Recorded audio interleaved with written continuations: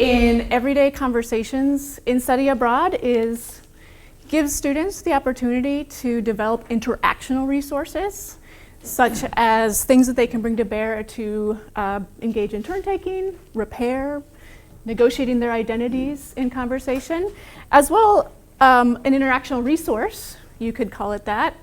We can consider those to be assessments. So this is where you'll see the overlap with the previous presentation. These are utterances that evaluate one's own, so speaker assessments. I categorize them like this in the talk, or another's talk if you are in the primary role of listener in any particular moment. So, for example, I had a student who was talking to her host mother about a trip that she had made to Barcelona, and towards the end of her account, she said it was a wonderful trip. So this was a speaker assessment in her talk. In that moment, she was the primary speaker, and the host mother responded, "That's great," as in her primary role as listener, so a listener assessment. These expressions can communicate judgments, attitudes, affective stance towards what is said, and they also perform crucial organizational and social functions in discourse, such as assessments often occur when we are closing out a topic, a series of them, in fact. A speaker can use assessments to manage perception in terms of the listener, so helping the listener know how to orient to elements of a story, signaling how to interpret different pieces. Speakers use those assessments for that purpose, as well as displaying alignment, showing that we have a common understanding, that there is intersubjectivity, that I'm understanding the talk in the way that you are. There hasn't been too much work, although I wasn't aware that Lori was working on her project, of developing assessments in a second language, although there have been a couple of studies. The only one I'm aware of in study abroad was Ding's in 2014, and it comes from a larger project she was working on alignment activity more broadly, of which assessments are a piece. There are other ways that we do alignment. But the finding that was of relevance for my project is she found that in terms of producing and learning assessments, speaker assessments, she argued, may be easier for learners to produce and to learn because, for one thing, we have time to plan as speakers what we want to say. We may already know what our stances are on something. Whereas when you're in the role of listener in the ongoing talk, if you're not able to closely track what the other speaker is saying, which with native speaker use of assessments we know listeners do, closely track and even overlap with assessments with the other's talk, in that degree of spontaneity and reliance on listening comprehension, that makes listener assessments, Ding's argued, more difficult to produce and to learn for second language speakers. So with that brief background, and it was great to have Lori's talk before this, this study examines speaker and listener assessments longitudinally over the course of one semester abroad in Spain in everyday conversations that second language learners of Spanish, American students, had with host families and Spanish expert speaking age peers. So the research questions that guided this study were, in what ways did second language learners' use of speaker and listener assessments change over the course of study abroad? And what were some opportunities for learning these assessments in this study?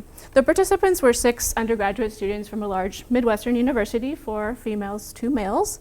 They studied for 1 semester in Toledo, Spain. They all were in more or less, I didn't do an oral proficiency standardized test assessment of them, but they had all completed minimally 4 semesters of Spanish. Some students had more formal training than that.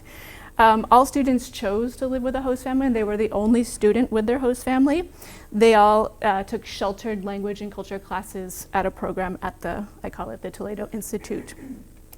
The students, the primary data that I use are naturalistic audio recordings that students made with their Spanish host families and expert speaking age peers. These age peers, some of them were local Spanish university students who had been matched as language partners through their study abroad program, but there were a couple of cases of other international students who were native Spanish speakers from Puerto Rico. So a couple of the peers were not locals to Toledo.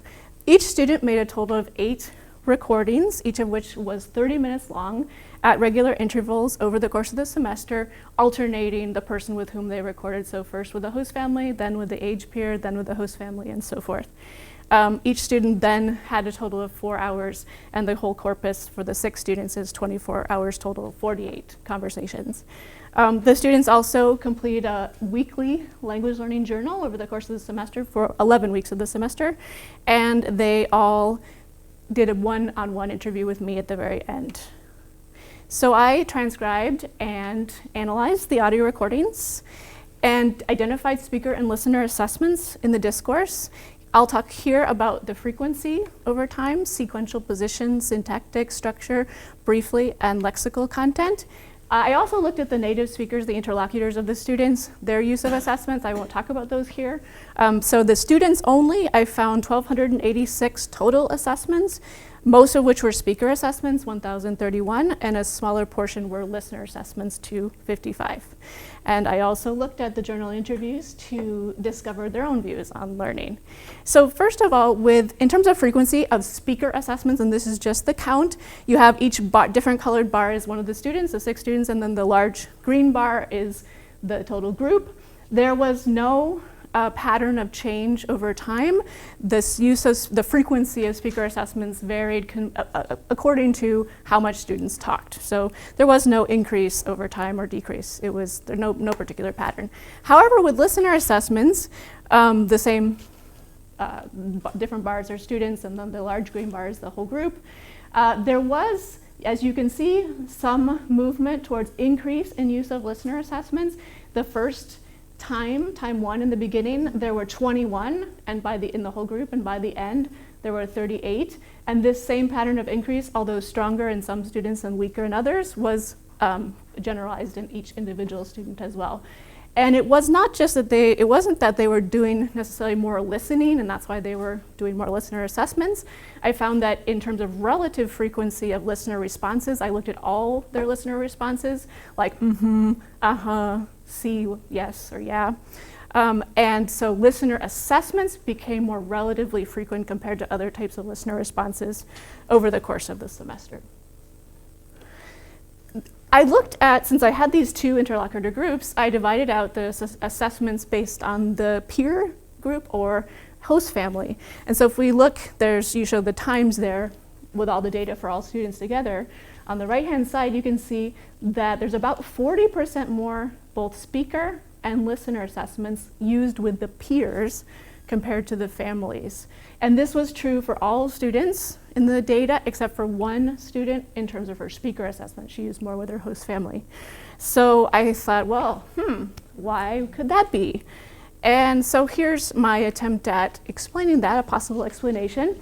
I noticed that in the interviews and journals, and this was echoed with all 6 participants, that they really enjoyed their interactions with their peers more than their host families. Not necessarily in the beginning, but by the end of the semester. They really identified with them more closely. They viewed them as more understanding and patient and kind and less judgmental of them.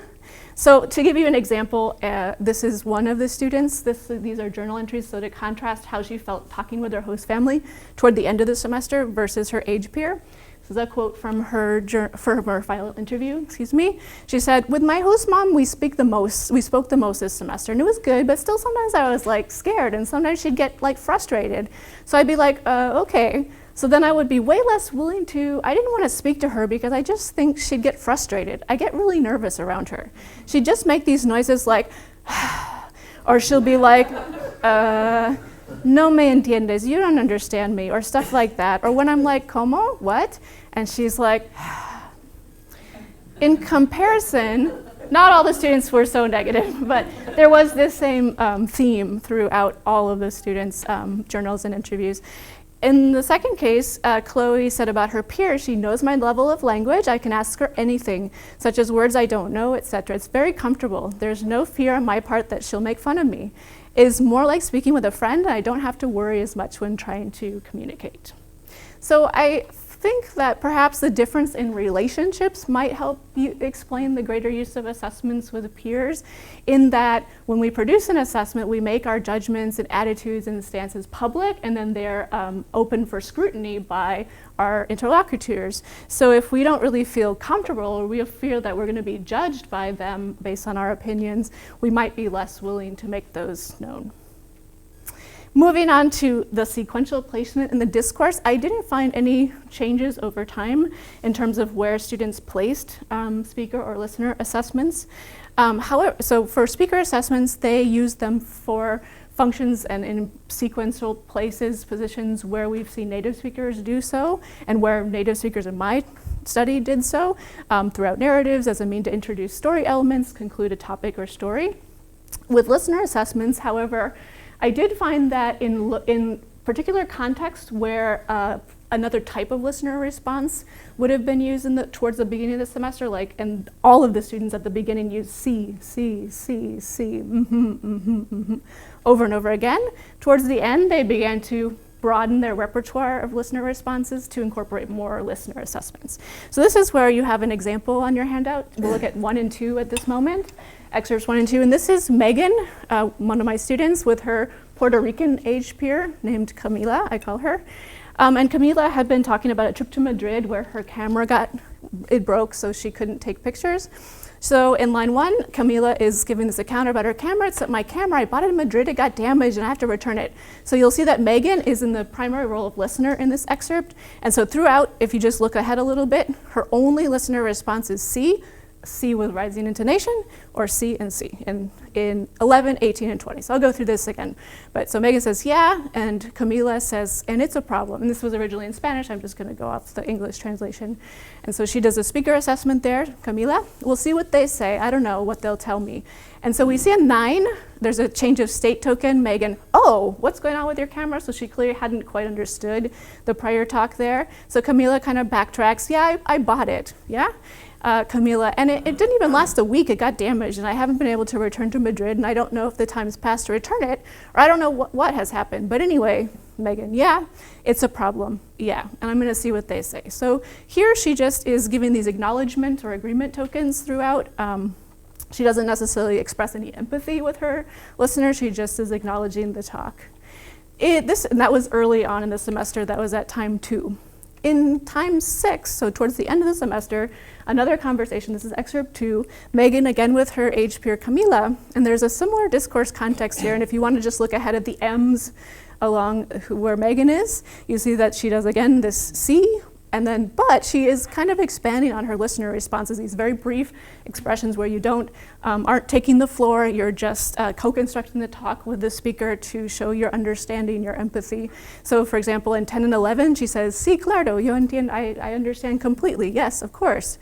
So I'll go through it quickly. Camila, they were talking about getting ready to go home and talking about the things they would miss in Spain and the things that they were excited to go back home to. So Camila, again, is from Puerto Rico, and she said, it's like I want to go back. I miss my car. Making the decision to go with my car wherever. Megan, yeah. And I don't know, to have a good time, because here, okay, I'm having a good time, but you have to take the bus for everything. Megan, yeah, that's right, I totally understand. So here with expanding her listener response, she's able to show empathy to her interlocutor. And here's that Lori mentioned earlier. And everything costs you money, and the euro is much more expensive than the dollar, and everything is more expensive here. That really bothers me a lot. Because I came in 2004, I was here in Spain, and there wasn't so much difference between the dollar and the euro. Really, Megan says, and now it's a lot, and it's a problem. And here we see, whereas in the past, earlier in the semester, in a similar context, Megan had just said, see, here she uses a listener assessment, an allo repetition of the previous turn from Camila. Yeah, it's a problem, So here I saw this with several of the students in this type of sequence, using listener assessments more frequently than other types of listener responses. All right, just really quickly, I'm not going to go into much depth with this, but I did look at the syntactic structures, not the complexity, just simply the structure and the verb of the main clause.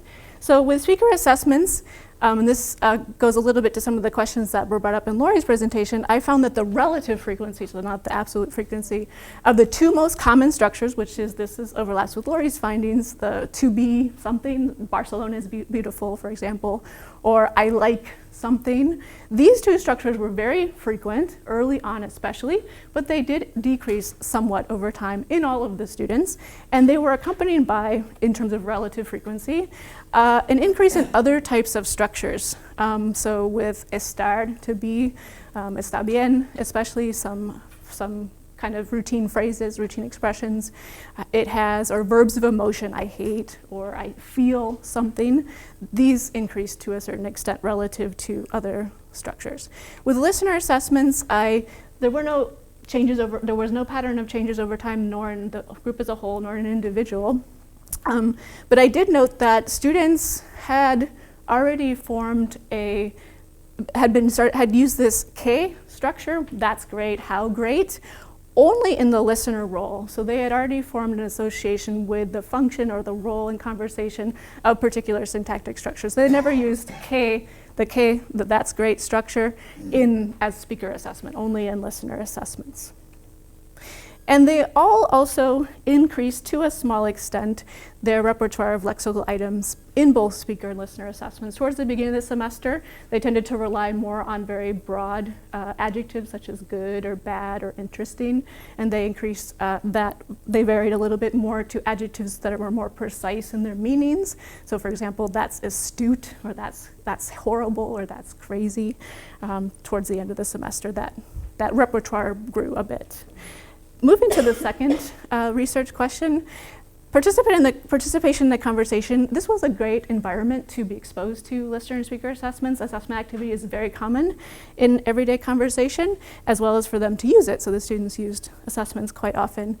One student reported, not all students reported about this, but one student paid particular attention to listener assessments, and she described thinking about this, or her attention was drawn to it in her peers when she interacted with her peers. So she said in one of her journals towards the end of the semester, this week I noticed that when people are listening, they interject often with phrases that show emotion, such as that's sad, or that's interesting, and other things like that.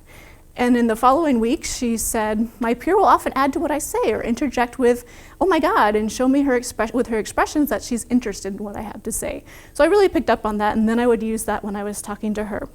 And I saw that after this journal entry in week 10, she did use this que fuerte structure several times after having noticed it in the talk of her peer. But she didn't just pick up the expression, she shows that she sees the function of it to show interest in your interlocutor's talk.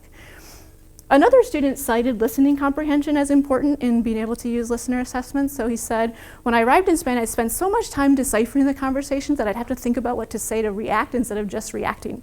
My reaction time is now a lot faster. For example, when my host mother or father is telling me a story, I might say things like that's horrible, or that's silly. I originally made a conscious effort to use these expressions, but it quickly became a habit. So again, we see the importance of listening comprehension for using listener assessments. If it's very risky to make a listener assessment, if you don't understand completely the prior talk, if your interlocutor has just said, my cat died last week, and you say, that's great, well, then you might have just offended your interlocutor. I also found that there were a few instances of explicit instruction of speaker assessments, but not listener assessments. As well, there were many times where the native speakers gave assistance to students. So for example, while students were trying to make speaker assessments, they might have solicited help from their interlocutor. How do you say he's cute, for example? Or when the students they displayed some sort of difficulty in the talk, regularly the interlocutors jumped in to project maybe what the students wanted to say, or to help them to find the appropriate adjective or structure. However, none of this corrective feedback or explicit instruction was found with listener assessments. So just briefly, this is an interaction between Chloe and her host mother at the very first recording of the semester. Chloe had been telling, this is number 3 on your handout, Chloe had been telling her host mother about her daily activities, one of which was going to Bible study. So as you see, line 3, usually they go to Bible study, but today there were only 6 or 7. She's talking about other female students at the Toledo Institute. And she said, it's really fun, in line 6, regarding the Bible study. And immediately in the following turn, the host mother jumps in, fun? The word fun in Spain is when there's a party scene or there's, yeah, so they start to negotiate the connotations of this adjective divertido, translated here as fun. So in line 12, Chloe said, oh, okay, so it's not fun. And the mother says, when you had that meeting, referring to the Bible study, it was really good. So she's giving her other options to say, from her perspective, culturally appropriate options for how to assess this, her feeling after going to this Bible study. It was really good, and you learned a lot, you'd gotten something concrete, but we would never say in the study of the Word, of the Bible, that it's fun. Lesson learned, in Spain, it's not fun to go to Bible study, right? So then Chloe in line 23, 24, okay, so I could say, she's still trying to think of other options. It's very, well, so mother keeps helping her, very touching, and so it's not boring, but it's not fun. All right, so to conclude, the participants I found increased their use of listener assessments and broadened their repertoire of assessment structures and lexical items. And I argue this would help them to participate more fully as listeners in the interaction to show affiliation, alignment, empathy with their interlocutors. Given the frequency of assessment activity, this is a very good setting to be exposed to and use these structures, these expressions. Students used more assessments with their peers, and this suggests possibly the value, and I think we need to look into this more. And as Victoria talked about yesterday, what happens in these peer-to-peer interactions. Also a study by De Silvio et al. Found a stronger correlation with language gains, oral proficiency gains, and having a language partner. So I think this is a ripe topic for investigation. Speaker assessments, I agree, my data I think supports what Ding's argued, but I add that in addition to speaker assessments being easier to produce and perhaps to learn, students have more time to plan what they need to say, and it's not reliant on comprehension of the previous talk as much as listener assessments.